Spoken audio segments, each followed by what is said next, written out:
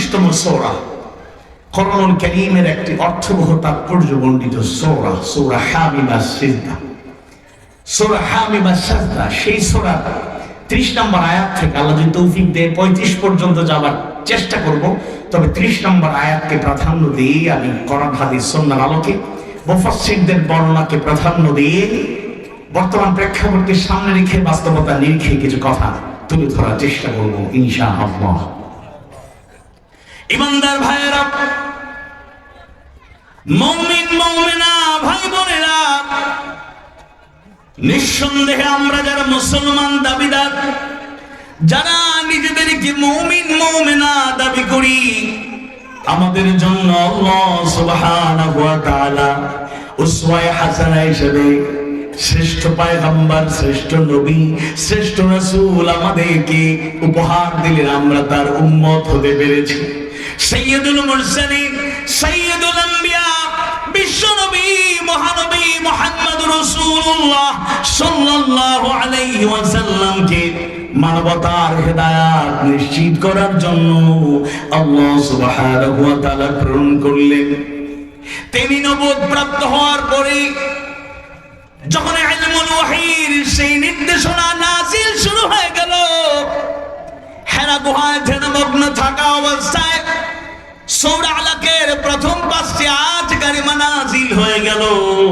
বিসমিল্লাহির রাহমানির রহিম, ইকরা বিসমি রাব্বিকাল্লাযী খালাক, খালাকাল ইনসানা মিন আলাক, ইকরা ওয়া রাব্বুকাল আকরাম আল্লাযী আল্লামা বিল কলম, আল্লামাল ইনসানা মা লাম ইয়ালাম।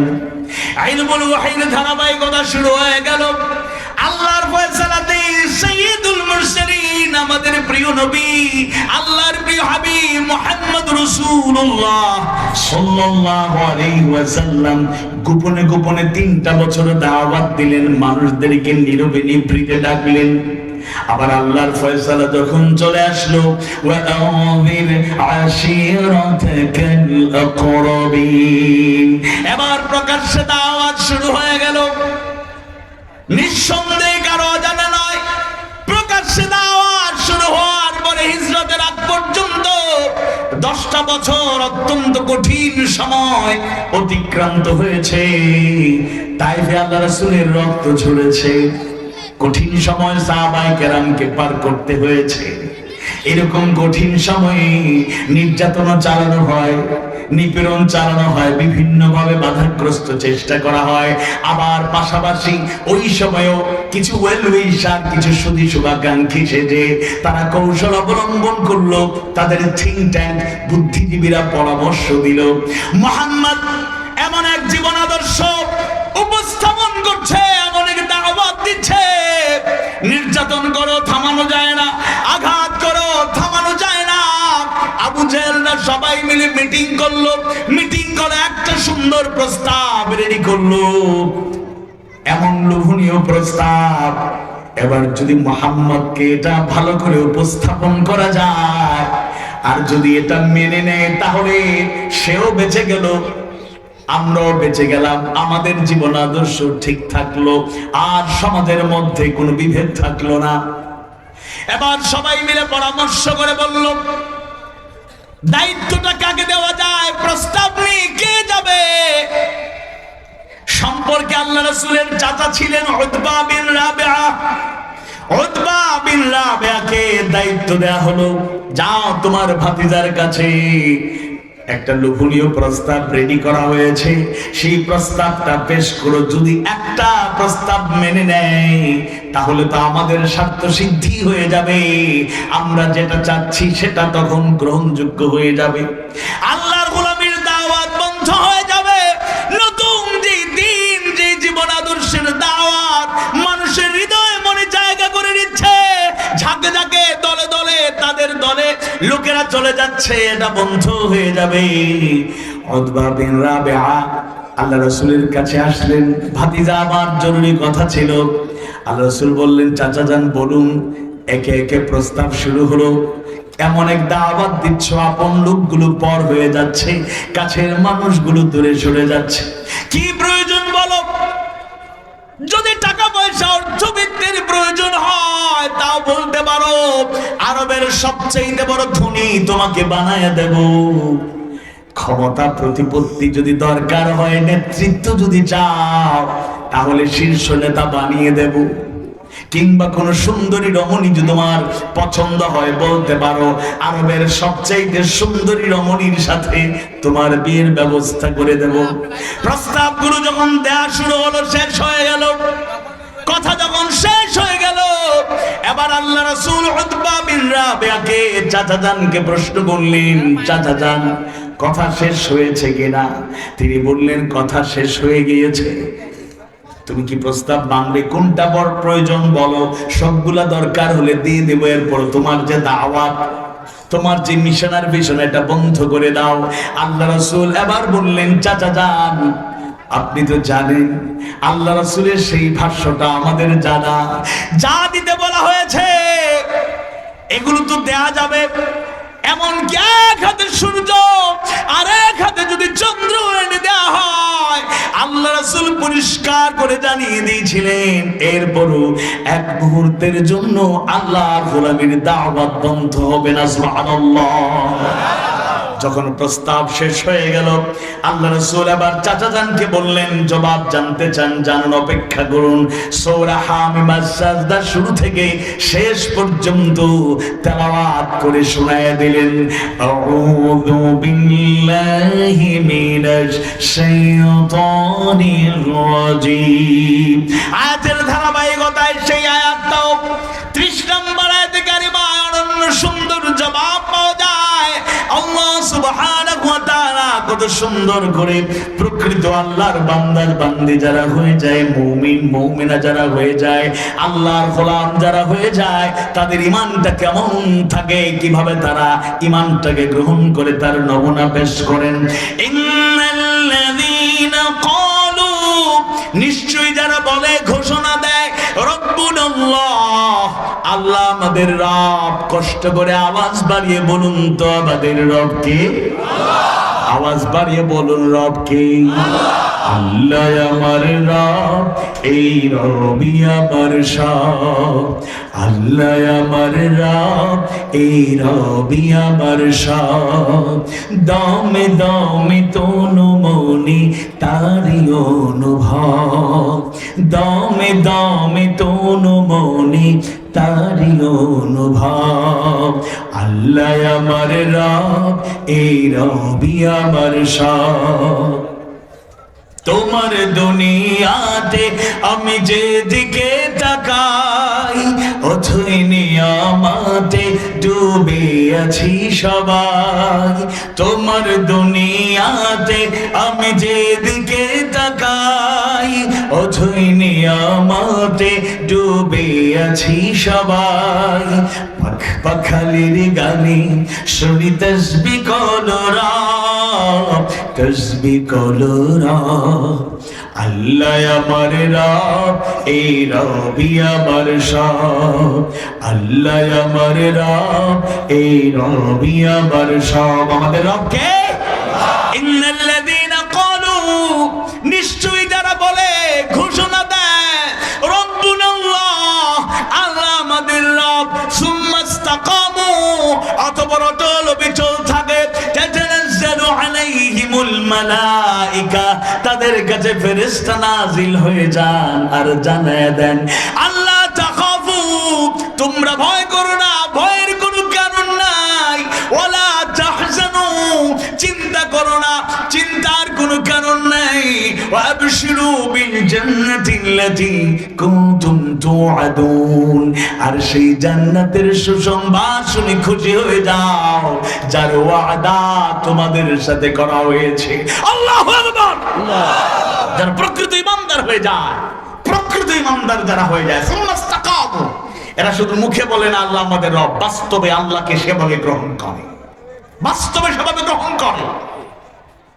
মুফাসসিরদের বর্ণনা পাওয়া যায়, যারা এরকম দৃঢ়তার পরিচয় দেয়, আল্লাহকে রব হিসেবে ঘোষণা করে, প্রকৃত রূপে তাদের ঘোষণা তখনই সফল হবে যখন আল্লাহকে তারা পূর্ণাঙ্গ রূপে আনুগত্য করতে পারবে। আমরা ঘোষণা দিই লা ইলাহা ইল্লাল্লাহু মুহাম্মাদুর রাসূলুল্লাহ। আমরা ঘোষণা দেই আল্লাহই একমাত্র প্রকৃত মাবুদ, তিনি ছাড়া প্রকৃত কোনো মাবুদ নাই।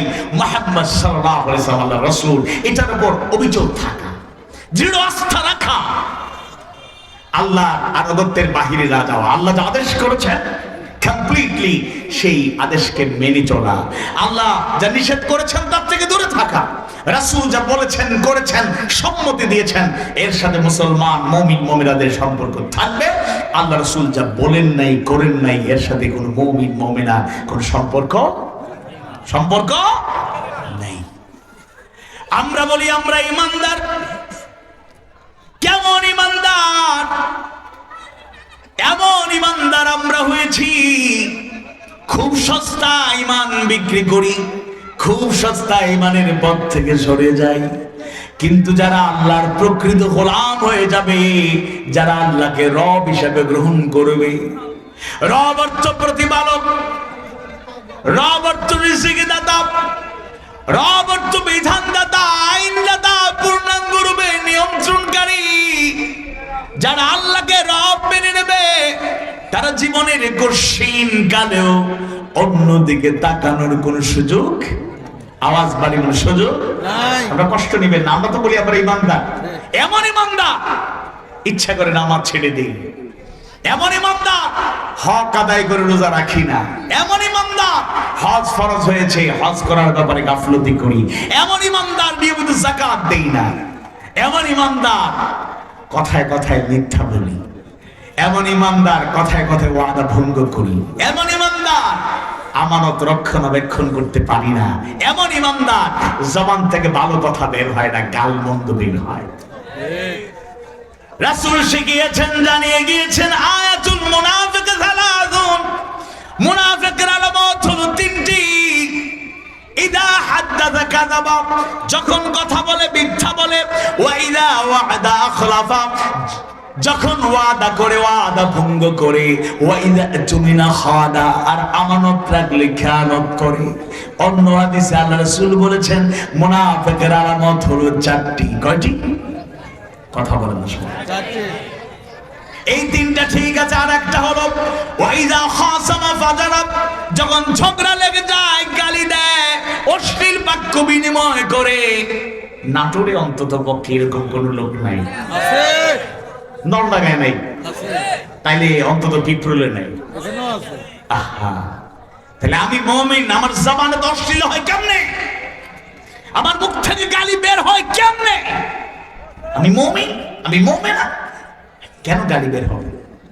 এক প্রধান শিক্ষক এক অভিভাবককে কল দিলেন, আপনি কি অমুকের আব্বা? হ্যাঁ আমি অমুকের আব্বা। কখন আসতে পারবেন? অমুক দিন অমুক সময় আসতে পারবেন। ঠিক আছে আসবেন, এক্সচেঞ্জ অফ ভিউজ, আপনার সাথে জরুরি একটা মত বিনিময়ের দরকার। ওই অভিভাবক ডিউ টাইমে ডিউ ডেটে তিনি চলে আসলেন। এবার কর্মকর্তাকে ওনাকে চা নাস্তার ব্যবস্থা দেওয়া হলো, আর কর্মচারীকে দায়িত্ব দেওয়া হলো যাও তো অমুক ক্লাসের অমুককে নিয়ে আসো। নিয়ে আসা হলো।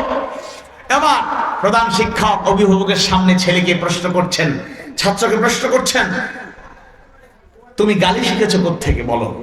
কারণ অভিভাবককে তিনি বললেন, দেখুন অনেক দিক থেকে তাকে আমরা চেষ্টা করছি সংশোধন করার, সহপাঠীদের গালি দে, বড়দেরকে গালি দে, ছোটদেরকে গালি দে, তার জবান থেকে গালিটা সরানো যাচ্ছে না। এবার আমরা সিদ্ধান্ত নিয়েছি মূল জায়গায় একেবারে সমূল উৎপাদন করতে হবে। কোন জায়গা থেকে সে শিখছে গালিটা, সাপ্লাই সেন্টারটা বন্ধ করতে হবে। তাই আমরা আপনাকে ডাকলাম, একটু আপনার মাধ্যমে একটু জানতে চাই সে গালি শিখলো কোত্থেকে। এবার বাবাও প্রশ্ন করে, গালি শিখছো কোত্থেকে? সে মাথা নিচু করে দাঁড়ায় আছে, ছাত্র কথা বলে না। এবার বাবা দাঁড়ায় রাগ করে বলতেছে, অমুকের বাচ্চা গালি শিখছস কোত্থেকে? প্রধান শিক্ষক বলছেন, বসে বসে আপনি বসেন, বাবা তুমি ক্লাসে যাও, সাপ্লাই সেন্টার পেয়ে গেছি। কথা বুঝেন না? শুধু আমরা তো আছি রাজনীতিবিদদের নিয়ে অমুক সমালোচনা তমুক সমালোচনা। আমি আয়নায় দাঁড়াইয়া নিজের চেহারা কি সবসময় দেখি? মুমিনের জবান থেকে যে মুমিন হয় গালি বের হতে পারে না। বলেন ইনশাআল্লাহ। আমাদের মধ্যে ত্রুটি কিন্তু আছে। এই ওয়াজ, এই আলোচনা, এই বয়ান, এই তাফসীর, এই কথা বলার উদ্দেশ্যটা কি? আপনাদের কষ্ট দেওয়া না। মাসের পর মাস, বছরের পর বছর, একটা নয়, বছরে মোরলেস লক্ষাধিক মাহফিল হয়, লক্ষাধিক মাহফিল বাংলাদেশে হয়। যদি মাহফিলের মাধ্যমে হেদায়েত হয়ে যেত তাহলে বাংলাদেশে একটা রেডিক্যাল চেঞ্জ আমরা দেখতে পারতাম। এজন্য ওয়াজ মাহফিলে, তাফসীর মাহফিলে এসেছি হেদায়েতের নিয়তে কথা বলবো, হেদায়েতের নিয়তে বসবো, হেদায়েতের নিয়তে আয়োজন করব। আমি আপনাদের কষ্ট দিতে চাই না। আমি ওমা আলাইনা ইল্লাল বালাগ, পৌঁছে দেওয়ার দায়িত্ব আমাদের। রাসূল শিখিয়েছেন বাল্লিগু আন্নী ওয়ালাউ আয়া, একটা আয়াত জানলে অন্যের কাছে পৌঁছে দাও। আপনাদের কাছে সত্যটা প্রকাশ করছি। একটা মানুষের জীবনে যদি একটা পরিবর্তন আসে, আপনারও ফায়দা, সাথে আমাদেরও ফায়দা আছে। আপনার কিছু কমায় আমি নেব না। আপনি যদি একটা সত্যকে গ্রহণ করেন, ভালোকে গ্রহণ করেন, যত সওয়াব জীবনে হাসিল করবেন, সাথে সাথে দাঈ, বক্তা, ওয়াইজ, মুফাসসির, যিনি আহ্বানকারী, বোঝানোর চেষ্টা যিনি করেছেন, মুআল্লিম হিসাবে, ইমাম হিসাবে, খতিব হিসাবে, দাঈ হিসাবে, তিনিও সওয়াবের অংশীদার হয়ে যাবেন। সুবহানাল্লাহ। কওলান কারীমা, কওলান মা'রুফা,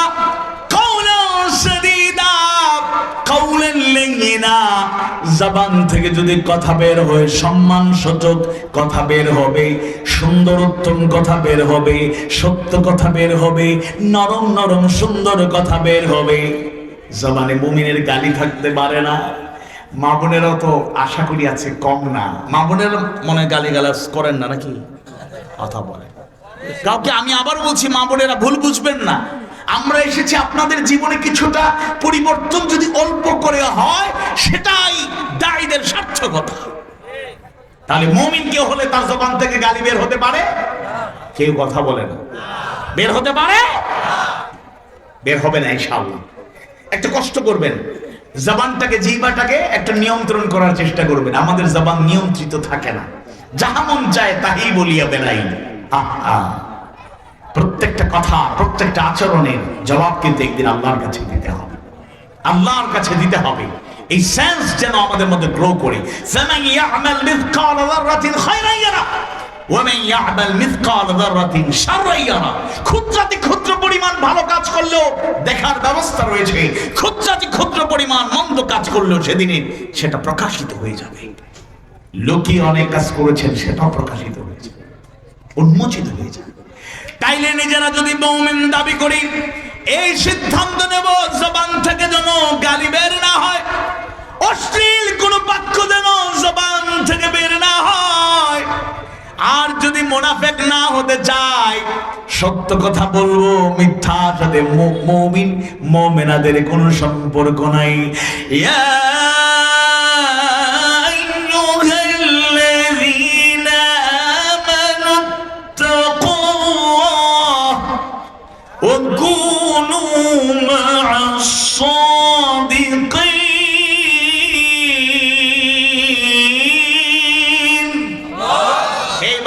তোমরা যারা ঈমান এনেছো, ইত্তাকুল্লাহ, আল্লাহকে ভয় করো, ওয়া কুনু মা'আস সাদিকিন, সত্যবাদীদের সঙ্গী হও। অ্যাক্সিডেন্টলি মুমিন হিসাবে ওয়াদা একবার খেলাফ হয়ে গেছে, আল্লাহর কাছে তওবা করবেন, ইস্তিগফার করবেন। কিন্তু অভ্যাসে পরিণত হয়েছে, ওয়াদাও করি বেশি, ওয়াদার বরখেলাফ করি, ওয়াদা মানি না। করছি ওয়াদা, নিয়ত করে। অনেকে কালেকশনে বিভিন্ন জায়গায়, এক জায়গায় গেছি আমি, জেলার নাম নিচ্ছি না, তো ওই জায়গায় হুজুর কালেকশন আমার আগে করতেছেন, তো এক ফাঁকে বললেন, দেখেন গত বছরের 70% ওয়াদা কিন্তু কেউ দেন নাই, 30% দিচ্ছেন। মানে 100 ভাগের মধ্যে 70 ভাগ দেওয়া হয় নাই, 30 ভাগ দেওয়া হয়েছে। বলেন নাউযুবিল্লাহ। এরকম ওয়াদা করার দরকার আছে? আপনাদের জোর করে কে বলছে? ওয়ামিম্মা রাযাকনাহুম ইনফিকুন, যে রিজিক আল্লাহ তাআলা আপনাকে দিয়েছেন তার থেকে আপনি দান করবেন। আমরা তো বলি নাই ঋণ করে, ধার করে, কর্জ করে, কষ্ট করে অন্য জায়গা থেকে নিয়ে এসে আপনাকে দিতে হবে। এগুলোর জন্য মাদ্রাসা, মসজিদ, ঈদগাহ, দিনের পথে আমাদেরকে মাহফিল, এই সৌন্দর্যের জন্য আমাদেরকে অকাতরে, আমাদেরকে সুন্দরভাবে দান করে যেতে হবে। তাহলে আপনার রিজিকে রিজকান কারীমা, আপনি সম্মানজনক রিজিক চাইলে দান করতে হবে। দান না করলে তো বরকত হবে না, সম্মানজনক রিজিক আপনি পাবেন না। ওয়াদা করলে ওয়াদা রক্ষা করতে হবে। আমানতের ব্যাপারে আলোচনা হয়েছে, সেই ব্যাখ্যা করতে চাই না, রক্ষণাবেক্ষণ করতে হবে। ইমানদার ভাইয়েরা, যারা ইমানদার হয়ে যায় তাদেরকে মনে রাখা লাগবে ঈমানের পথ এত সহজ পথ নয়। কষ্ট না করে স্বাভাবিকভাবে সুন্দরভাবে যদি জান্নাতি হওয়া যায় সৌভাগ্য। কিন্তু ঈমানের পথ, কোরআনের বর্ণনাগুলো যদি পড়ার চেষ্টা করেন, হাদিসের বর্ণনা জানার চেষ্টা করেন, রাসূলের সিরাত যদি, তার জীবন আদর্শ যদি জানার চেষ্টা করেন, সাহাবায়ে কেরামের জীবন আদর্শ যদি জানার চেষ্টা করেন, পরিষ্কার হয়ে যাবে ঈমানের পথ কুসুমাস্তীর্ণ নয়, কণ্টকাকীর্ণ। ঈমানের পথ সহজ নয়, বরং কঠিন। ঈমানের পথ আরামের পথ নয়, বরং কষ্টের পথ। সূরা আনকাবুতের ২য় আয়াতে কারিমায় আল্লাহ সুবহানাহু ওয়া তাআলা জানিয়ে দেন, প্রশ্ন করেন, আহাসিবান নাস, মানুষেরা কি মনে করে নিয়েছে, মানুষেরা কি এই কথা ভেবে নিয়েছে, লোকেরা কি মনে করে নিয়েছে আইয়ুতরাকু, তাদেরকে ছেড়ে দেয়া হবে, আইয়াকুলু, তারা বলল আমান্না, ঈমান এনেছি, ওয়া হুম লা ইফতানুন, তাদেরকে পরীক্ষা করা হবে না। অগণিত আয়াত কারিমায় আল্লাহ সুবহানাহু ওয়া তাআলা পরীক্ষা করার নির্দেশনা জানিয়ে দেন। দ্বিতীয় সূরা সূরাতুল বাকারা 155 নম্বর আয়াতে কারিমায় তাগীদ দিয়ে আল্লাহ তাআলা জানিয়ে দেন, ওয়ালানাবলুওয়ান্নাকুম বিশাইইন মিনাল খাউফি ওয়াল জু'i ওয়া নাকসিম মিনাল আমওয়ালি ওয়াল আনফুসি ওয়াথ থামারাত ওয়া বাশশিরিস সাবিরিন।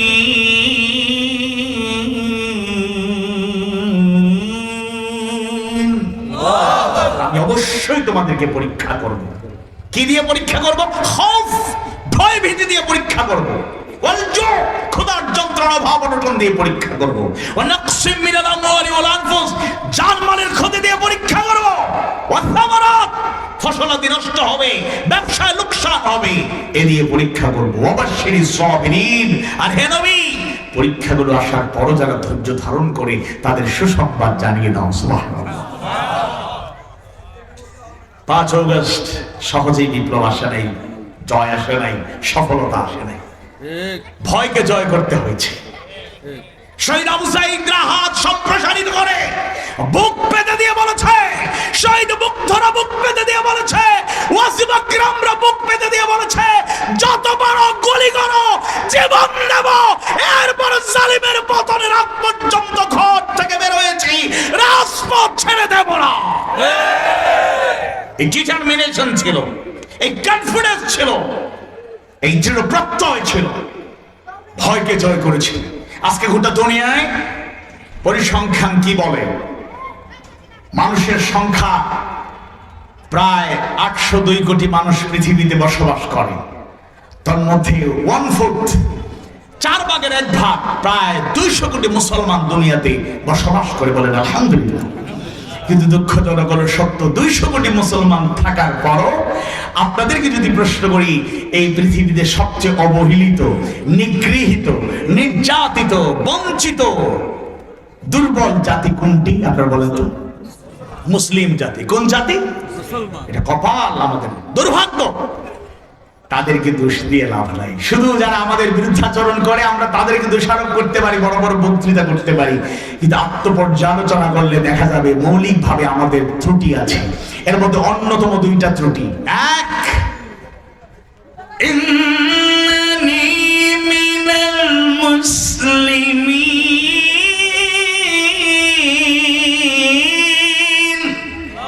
আমরা বলি মুসলমানের অন্তর্ভুক্ত, আই এম এ মুসলিম, কিন্তু কাজে কর্মে ইমানের প্রকৃত রূপ যদি আমাদের মধ্যে খোঁজা হয়, দেখা যাবে আমরা প্রকৃত মুমিন হতে পারি নাই, প্রকৃত মুমিনা হতে পারি নাই। এটা হচ্ছে সবচেয়ে বড় উইকনেস।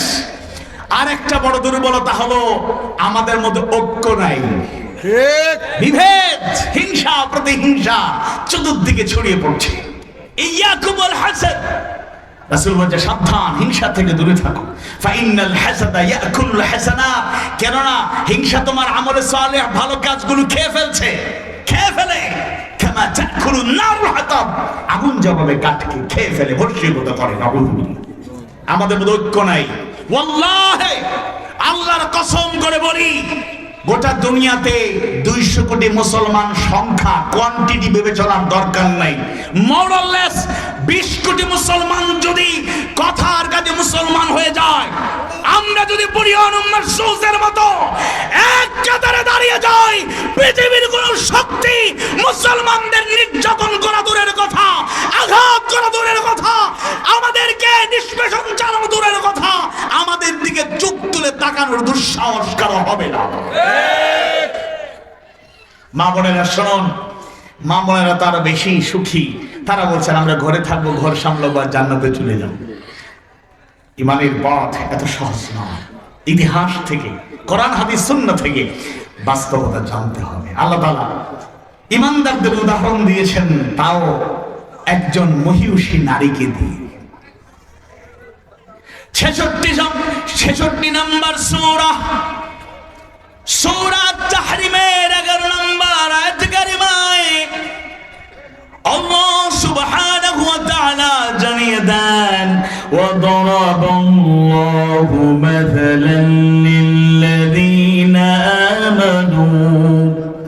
آمنوا امرأة فرعون إذ قالت رب ابن لي عندك بيتا في الجنة ونجني من فرعون وعمله ونجني من القوم الظالمين।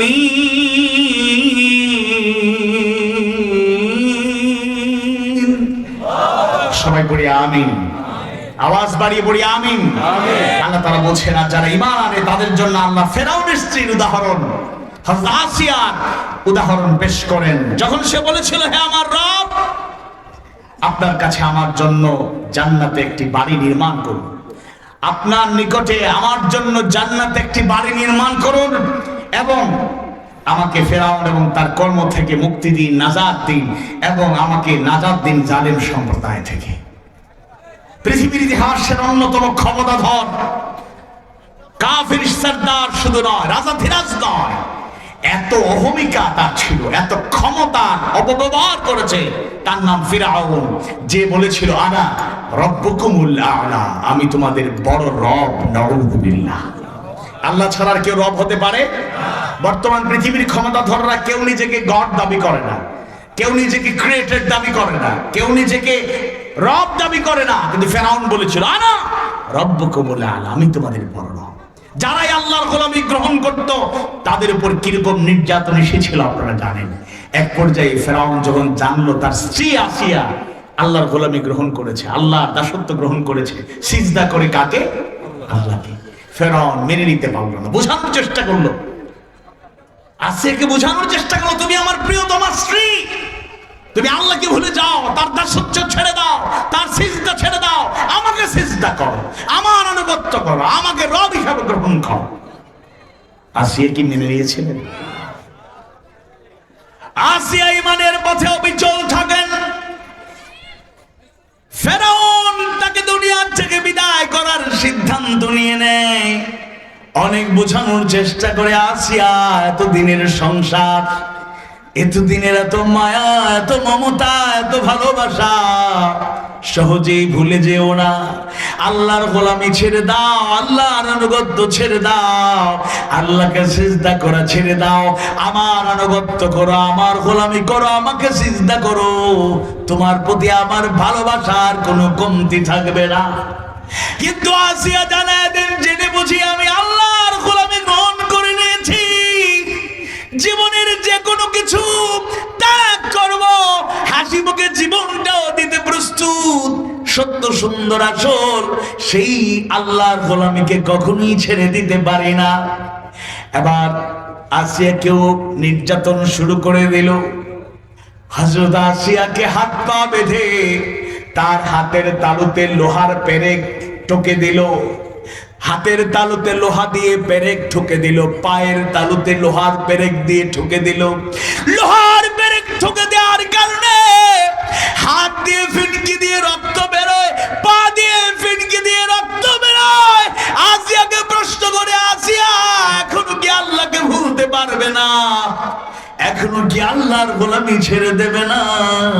এখনো কি আল্লাহকে সিজদা করা বাদ দেবে না?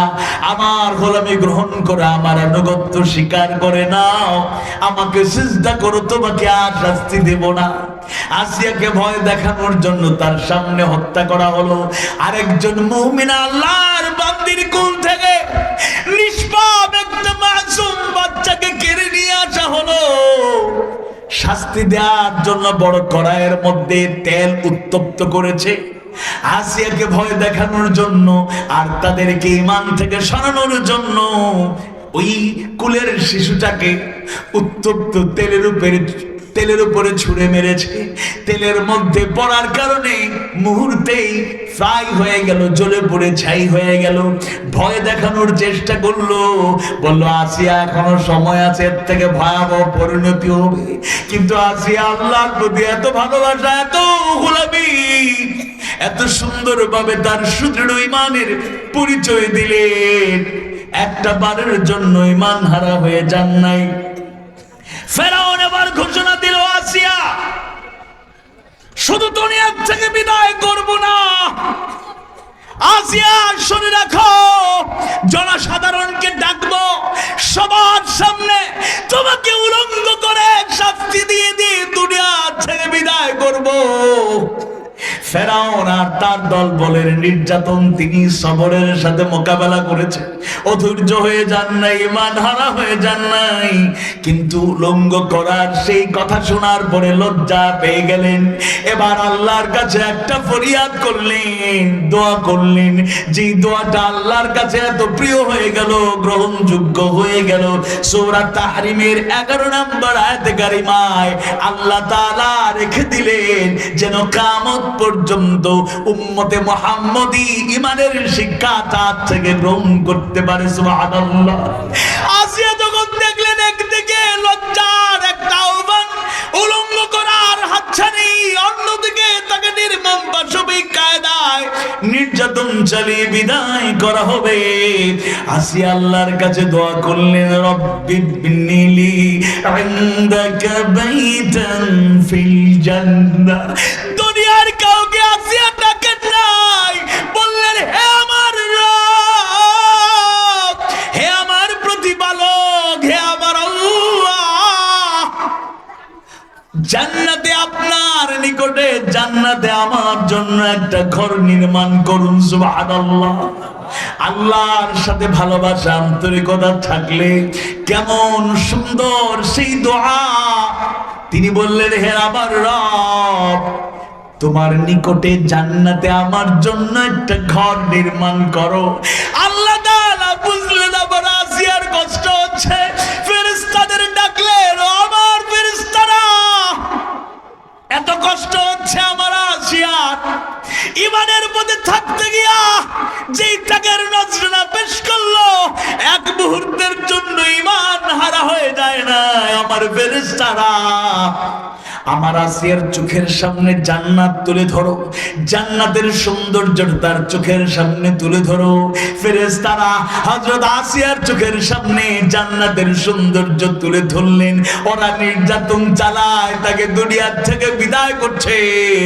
আসিয়া হযরত আসিয়া মহিষী নারী, তিনি ওই জান্নাতের সৌন্দর্য দেখে তাদের নির্যাতন তার খেয়ালেই নাই, মুচকি হেসে হেসে জান্নাতের দৃশ্য অবলোকন করে করে শাহাদাতের পেয়ালা পান করলেন। একটা মুহূর্তের জন্য ফেরাউনের সামনে তার মাথা নত করেন নাই। আল্লাহু আকবার।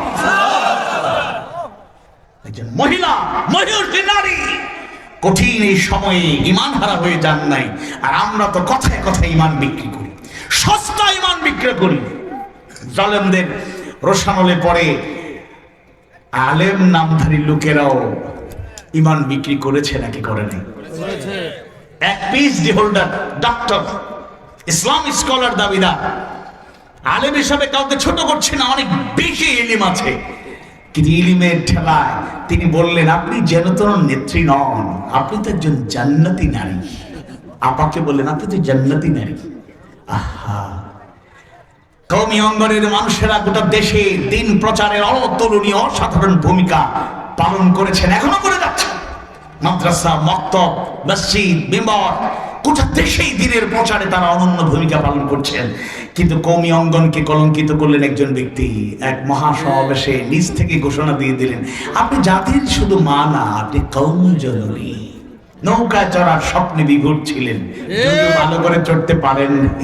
লোকেরা কয়, ওরা তো পালালো, এরা না হয় জালেম, কিন্তু বাইতুল মুকাররমের খতিব পালালো। এটা কেমন কথা?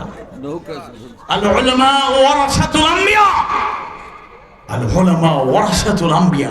আলেমগণ নবী রাসূলের ওয়ারিস। পরিস্থিতি অনুকূল থাকুক আর প্রতিকূল থাকুক, ঠিক আমাদেরকে ঈমানের পথেই থাকতে হবে। সভাপতি সাহেবকে খুশি করে, প্রধানমন্ত্রীকে খুশি করে, আমন্ত্রিত অতিথিদেরকে খুশি করে, শ্রোতাদেরকে খুশি করে, আমার মা বোনদের খুশি করে, কিংবা আয়োজকদেরকে খুশি করে আপনি সত্য গোপন করে যতই মিষ্টি মিষ্টি কথা বলুন না কেন, এই মিষ্টি কথা একদিন আপনাকে ডুবাবে, আপনাকে জাহান্নামে যাওয়ার জন্য এটা আপনাকে অন্যতম একটা কারণ হয়ে দাঁড়াতে পারে। অনেকেই সত্যকে গোপন করেছে, সত্যকে গোপন করেছে, সত্যকে গোপন করেছে, হক কথা বলে নাই, চাটুকারিতা করেছে। আলেম নামধারীর উপর চাটুকারিতা করেছে, চাটুকারিতা করেছে। এক সংসদ সদস্য আলেমদের প্রতিনিধি হিসাবে, কোন অঞ্চলের কথা আমি বললাম না, আপনারা খোঁজ নিলে পাবেন। এই 7 মাসের সংসদে একবার দাঁড়িয়ে বলেছেন, শিক্ষা ব্যবস্থার উন্নতির জন্য আপনি যে অবদান রেখেছেন মাননীয় প্রাইম মিনিস্টার, গত 52 বছরের ইতিহাসে কেউ এরকম অতুলনীয় অসাধারণ ইতিহাস তৈরি করতে পারেনি। কত বড় চাটুকার! কলিল হক, আল্লাহ রাসূল বলছে, সত্য বলো, সত্য প্রকাশ করো, ওয়াইন কানা মুররা, যদিও তা তিক্ত হবে।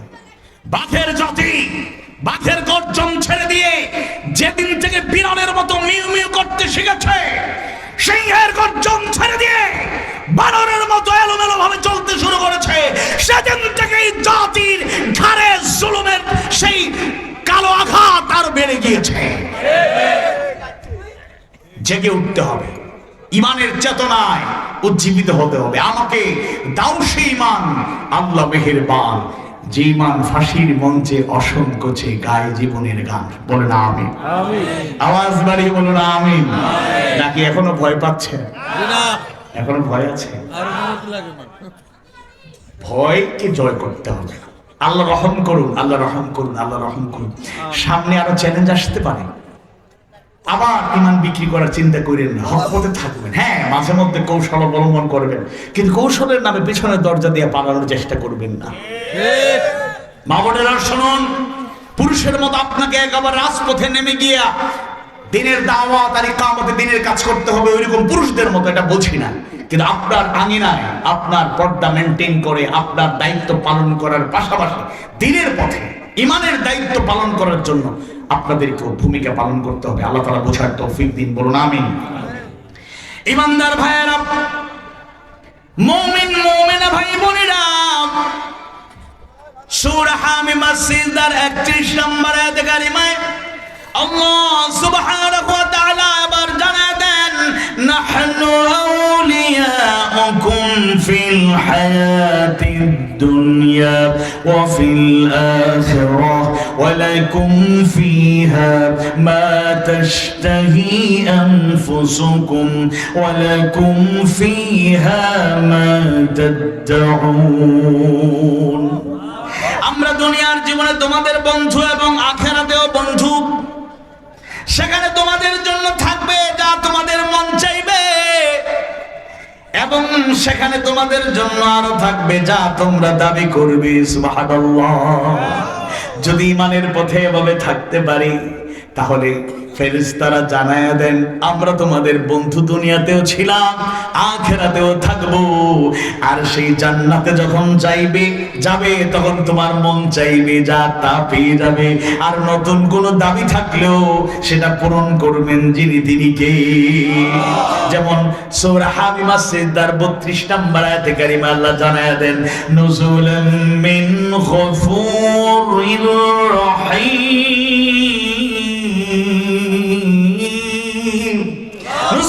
গফুরির রহিম, পরম ক্ষমাশীল ও সুদান আল্লাহর পক্ষ থেকে এটা আপ্যায়ন স্বরূপ। সুবহানাল্লাহ। 33 নম্বর আয়াতে কারিমা আল্লাহ তাআলা এবার জানায় দেন দাঈল আল্লাহর মর্যাদা এবং করণীয় সম্পর্কে জানিয়ে দেন। আর আয়াত পড়ার আগে এটা আপনাদেরকে জানায় রাখি, দাওয়াত দেওয়া শুধু মুফাসসির, ওয়াইজ, দাঈল আল্লাহ, বক্তা, মুআল্লিম, ইমাম, খতিবদের দায়িত্ব নয়। মুসলমান মানি দাঈল আল্লাহ। আপনি নামাজ পড়বেন, নামাজের দিকে ডাকবেন, রোজা রাখবেন, রোজার দিকে ডাকবেন, আপনি ভালো একটা কাজ করবেন, সেই কাজের দিকে লোকদেরকে ডাকবেন। আল্লাহ তাআলা সূরা হামিমা সাজদা 33 নম্বর আয়াতে কারিমায় দাঈল আল্লাহর মর্যাদা এবং করণীয় সম্পর্কে জানায় দেন, ওয়ামান أحسن قولا ممن دعا إلى الله وعمل صالحا وقال إنني من المسلمين। আর তার কথার চাইতে উত্তম কথা আর কার হতে পারে যে মানুষকে আল্লাহর দিকে ডাকে, وعمل صالحا, শুধু ডাকে না, নেক আমল করে, সৎ কর্ম করে, ভালো কাজ করে, وقال, আর বলে, ঘোষণা দেয়, ইন্নানি মিনাল মুসলিমিন,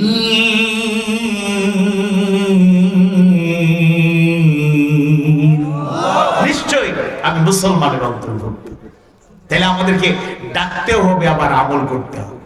মঞ্চ পেলে অনেকে জিহাদের ডাক দেওয়ার লোকের অভাব নেই, কিন্তু অনেক স্লোগান দাতাদের এরকম দেখেছি, বলে জিহাদ জিহাদ জিহাদ চাই, মনে মনে কয় জিহাদ লাগলে আমি নাই। এরকম লোক মনে হয় এলাকায় নাই।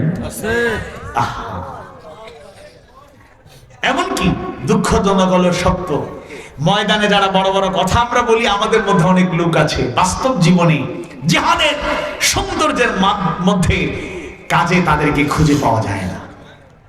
বড় বড় কথা, এই করব সেই করব, বিপ্লবী কথাবার্তা শোনা যায়, কিন্তু বাস্তব জীবনে নিজেরাই বিপ্লবী হতে পারেনি।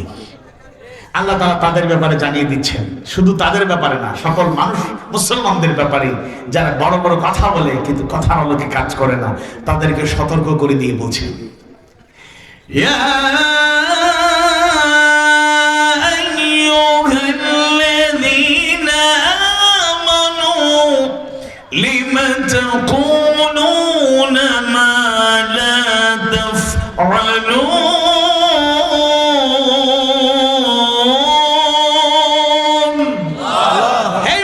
তোমরা যারা ঈমান এনেছো, লিমা তাকুলুন, কেন এমন কথা বলো, মা লা তাফআলুন, যা নিজে করো না।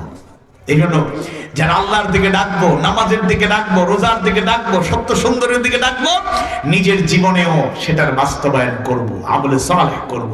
আল্লাহ কবুল করুন, বলুন আমিন। 34 নম্বর আয়াতে কারিমায় আল্লাহ তাআলা আরো গুরুত্বপূর্ণ কিছু কথা জানায় দেন।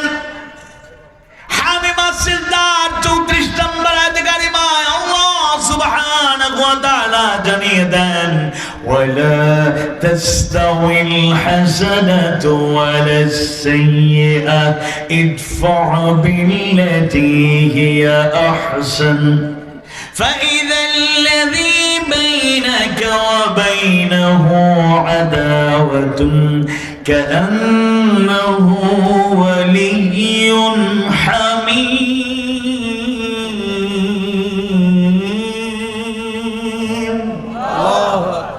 আর ভালো এবং মন্দ সমান হতে পারে না। ভালো আর মন্দ কি কখনো সমান হতে পারে? সমান হতে পারে না। মন্দকে প্রতিহত করো ভালো দ্বারা, মন্দের জবাব দাও ভালো দিয়ে। ইদফা বিল্লাতী হিয়া আহসান, কে জানিয়ে দিচ্ছেন? আওয়াজ বাড়ি বলুন, কে? আল্লাহ। আমি কি তার কথা শেষ দিকে চলে আসতেছি? আপনাদের কষ্ট হচ্ছে? আর আসতে বলুন, কষ্ট হচ্ছে? আমরা কষ্ট করছি একজনের জন্য, তিনি কে? আওয়াজ বাড়ি বলুন, তিনি কে? আল্লাহ। তাহলে আল্লাহ বলছেন ভালো আর মন্দ কখনো এক হতে পারে না, আর মন্দের জবাব দাও ভালো দিয়ে। সুবহানাল্লাহি ওয়া বিহামদি। ফলে তোমরা এবং যার মধ্যে শত্রুতা রয়েছে সে যেন হয়ে যাবে তোমাদের অন্তরঙ্গ বন্ধু। ভালো আর মন্দ কখনো এক হতে পারে না। আর মন্দের জবাব যদি ভালো দিয়ে দিতে পারি তাহলে কি হবে? যারা দুশমন এরা আপন হয়ে যাবে, যারা শত্রু এরা বন্ধুতে পরিণত হয়ে যাবে, যারা দূরে তারা কাছে চলে আসবে। আল্লাহু আকবার। দেখুন আগের আয়াতে দাঈদের গুণাবলী মর্যাদা আল্লাহ তাআলা জানিয়ে দিলেন, আর এর সাথে এটা বলে দিলেন ভালো আর মন্দ কখনো এক হতে পারে না। আর মন্দের জবাব দাও ভালো দিয়ে, মন্দের জবাব দাও ভালো দিয়ে। এটা দিলে কি হবে? তোমার শত্রু যারা তারাও বন্ধুতে পরিণত হবে।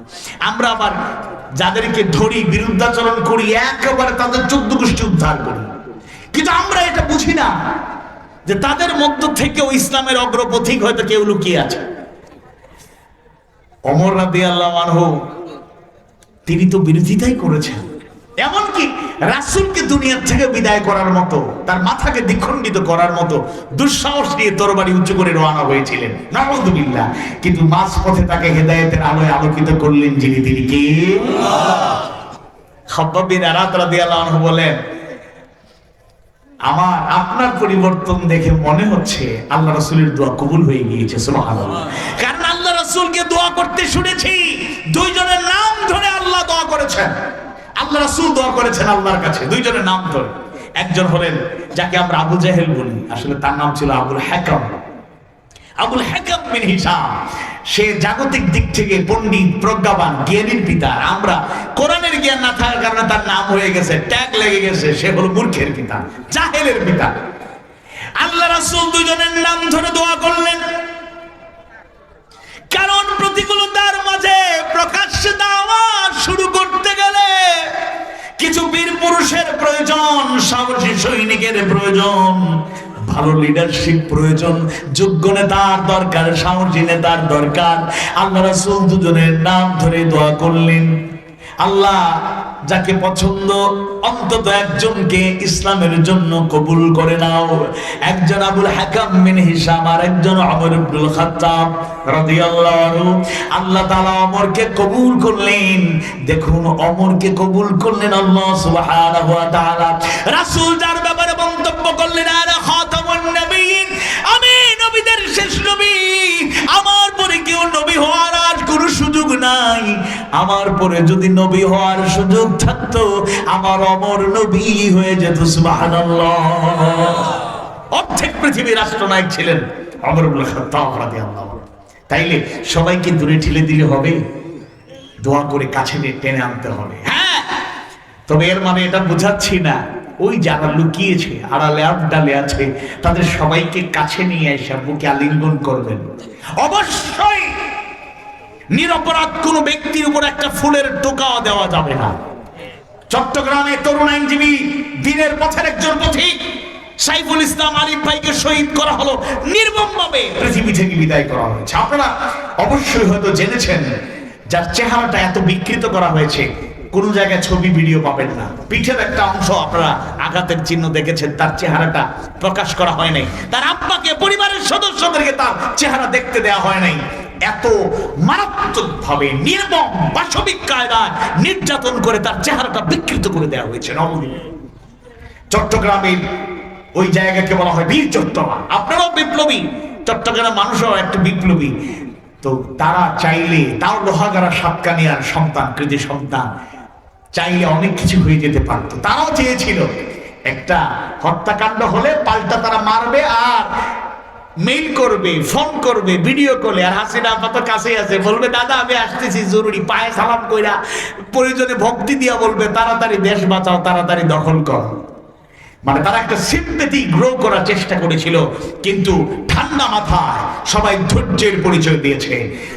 একটা পথভ্রষ্ট ইসকনের নেতার নেতৃত্বে কিংবা হিন্দুদের কিছু বিপদগামী জালেমের দূষরদের কারণে সকল হিন্দুদেরকে, সব ইসকনদেরকে আমরা দোষারোপ করতে পারি না। ইসলাম এটা আমাদের শিখায় না। সবাই ধৈর্য ধরেছেন, একটা ফুলের টোকাও কোথাও দেওয়া হয়নি।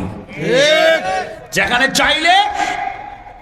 চাইলে অনেক কিছু হতে পারত, সেই জায়গায় তারা সবাই ধৈর্য ধরলেন, বিবেককে কাজে লাগিয়ে আবেগকে কন্ট্রোল করলেন। আমরা ধৈর্য জানি। ইসলামের নীতি হলো ক্ষমার নীতি, উদারতার নীতি। ফাফু আনহুম ওয়াস্তাগফির লাহুম। রাসূলের একটা অনন্য আদর্শ। আল্লাহ রাসূলকে আল্লাহ তাআলা তার গুণাবলী বলেছেন। আমাদের মাসউদ ভাই যে বিষয়ে আলোচনা শুরুতে যে আয়াতটা তেলাওয়াত করেছিলেন আলে ইমরানের 159 নম্বর আয়াত, ফাবিমা রাহমাতিন মিনাল্লাহি লিনতা লাহু ওয়ালাউ কুনতা ফাযযান গালিযাল কলবি লানফাদ্দু মিন হাওলিক। এরপরে আল্লাহ রাসূলের গুণাবলী বলছেন ফাফু আনহুম, নির্দেশ দিচ্ছেন তুমি তাদেরকে ক্ষমা করো, ওয়াস্তাগফির লাহুম, তাদের জন্য ক্ষমা চাও। আল্লাহু আকবার। ইসলাম ক্ষমার নীতি বিশ্বাস করে। তবে আমি ক্লিয়ার একটা মেসেজ দিয়ে দিতে চাই, মক্কা বিজয়ের পর আমভাবে সবাইকে ক্ষমা করে দেওয়া হয়েছে। সুবহানাল্লাহ। রক্তপাতহীন বিজয়, এত কষ্ট দিল মক্কার মানুষেরা, ক্ষমা করে দিলেন আল্লাহ রাসূল, আল্লাহর পক্ষ থেকে শীর্ষ সংবাদ জানিয়ে দিলেন। তবে কিছু লোকের নাম আল্লাহ রাসূল বলেছেন অমুক অমুক অমুক অমুক, এদের কোনো ক্ষমা নাই। এমনকি আল্লাহ রাসূল বলেছেন কাবার গিলাফ ধরেও যদি কেউ তাদের মধ্যে কেউ থাকে, সেই জায়গা থেকে ধরে এনে তার পানিশমেন্ট তার উপর কার্যকর করতে হবে। আওয়াজ পারবেন আল্লাহু আকবার। নিরপরাধ একটা মানুষের উপর আঘাত করা হবে না। তাদের মতো নোংরামি রাজনীতি পলিটিক্স আমরা করব না, মামলার ব্যবসা রাজনীতি আমরা খুলে বসবো না। কিন্তু প্রকৃত জালেম খুনি, প্রকৃত অপরাধীদেরকে আইনের আওতায় এনে এবং দৃষ্টান্তমূলক শাস্তি দেওয়া হবে, যাতে ভবিষ্যতে এরকম কোন কাজ জালেমের জন্য এই জমিনে আর না হতে পারে।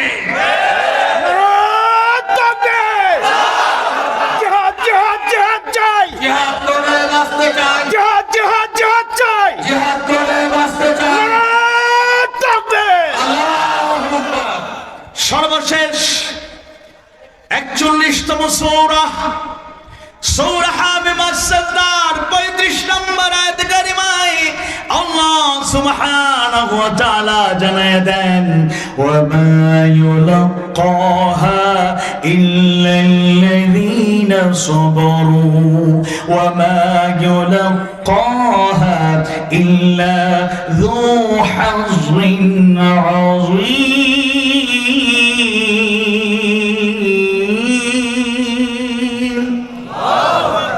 আর এটি তারাই প্রাপ্ত হবে যারা ধৈর্য ধারণ করবে, আর এর অধিকারী কেবল তারাই হবে যারা মহাভাগ্যবান। সুবহানাল্লাহ। এই যে কাজটি, ভালো আর মন্দ এক নয়, মন্দের জবাব দিতে হবে ভালো দিয়ে, এই কাজটি সবাই করতে পারবে না। বা দাওয়াতের যে সৌন্দর্য প্রচার প্রসার হচ্ছে সেটা সবার পক্ষে সম্ভব নয়, বরং যারা ধৈর্যশীল, ধৈর্য যাদের গুণে পরিণত হয়েছে তাদের পক্ষে এটা সম্ভব।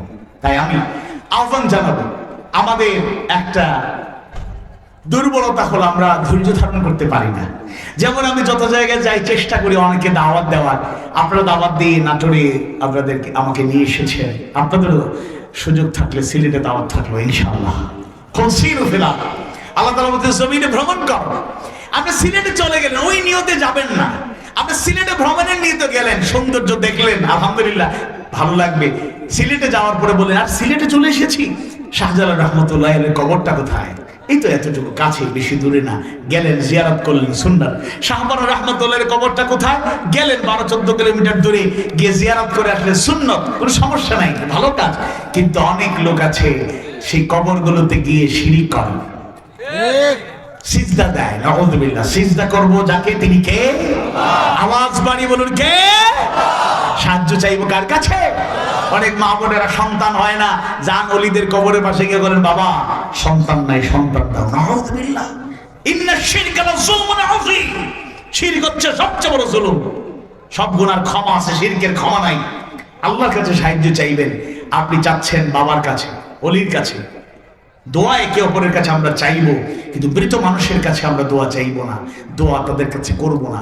আমাদের মনের যত কষ্ট, ব্যথা, বেদনা, চাওয়া পাওয়া একজনের কাছেই জানাবো, তিনি কে? আর আল্লাহ সাহায্য করবেন দুইটা গুণ যদি আমাদের মধ্যে থাকে। কয়টা গুণ? দুইটা। কয়টা গুণ? সূরাতুল বাকারার 153 নম্বর আয়াত কারিমায় আল্লাহ সুবহানাহু ওয়া তাআলা ইমানদারদের জানিয়ে দেন, ইয়া আইয়ুহাল্লাযীনা আমানুস্তাঈনু বিস-সাবরি ওয়াস-সালাত ইন্নাল্লাহা মা'আস-সাবিরিন। ইয়া আইয়ুহাল্লাযীনা আমানু, হে ইমানদারগণ, তোমরা যারা ঈমান গ্রহণ করেছো, ইসতাঈনু আমার পক্ষ থেকে সাহায্য পেতে যাও, গ্রহণ করো। বিশ্ববরি ওয়াস সালাহ, সবর এবং সালাতের মাধ্যমে, ধৈর্য এবং নামাজের মাধ্যমে। ইন্নাল্লাহা মা'আস সাবিরিন, নিশ্চয় আল্লাহ তাআলা ধৈর্যশীলদের সাথে আছে। এজন্য আল্লাহর সাহায্য পেতে হলে 1 নাম্বার আমাদের ধৈর্যশীল হতে হবে, স্থির হতে হবে। তাড়াহুড়া করলে চলবে না, অস্থিরতা করলে চলবে না। রেজাল্ট বের হয়েছে, এসেছে F গ্রেড, ছাত্র গিয়ে আত্মহত্যা করছে। বাট হয় পরে দেখা যায় পরিবারের পক্ষ থেকে যখন রি-এক্সাম করার ব্যবস্থা হয়েছে, দেখা যায় ঠিকই জিপিএ 5 সে পেয়েছে, A+ পেয়েছে। এটা ভুলে তার রেজাল্টটা খারাপ হয়েছে। তুমি কেন এত ইমোশনের মধ্যে, ফ্রাস্ট্রেশন, হেজিটেশন, টেনশন, ডিপ্রেশন তোমার মধ্যে কেন কাজ করে? সবর করতে হবে। একটু অভাব অনটন, লোকসানে পড়ে গিয়েছেন, হাউতাশ করছেন। ক্ষেত খামারে ফসল হয় 5-7 বছর 10 বছর ভালো হয়েছে, কই ভালো করে শুকরিয়া আদায় করেন না। আর যখন 1 বছর খারাপ হইলো, মন খারাপ, আল্লাহ আমাদের শেষ করে দিল। আউযুবিল্লাহ, কুফরি কালাম, শিরকি কালাম আপনি প্রকাশ করছেন। আমের ব্যবসা 2-4 বছর খুব ভালো হলো, 1 বছর একটু খারাপ হয়ে গেল, মন খারাপ। চায়ের স্টলে বসে একজন মুরব্বী বন্ধু আর একজনকে বলে, কি চা খাও, নয় খাও, কিছু একটা করো, মন খারাপ করে বল। আর বইলো না, ব্যবসার লোকসান হইয়া আমি একেবারে আপসেট হয়ে বাঁচবো কি মরবো বলতে পারতেছি না। সবর করতে হবে। ফ্রাস্ট্রেশন, হেজিটেশন, টেনশন, ডিপ্রেশন থেকে মুমিনদেরকে বাঁচতে হবে। যত কষ্ট, যত কথা, যত ব্যথা বলতে হবে যাকে, তিনি কে? আওয়াজ বাড়িয়ে বলুন, তিনি কে? আল্লাহ।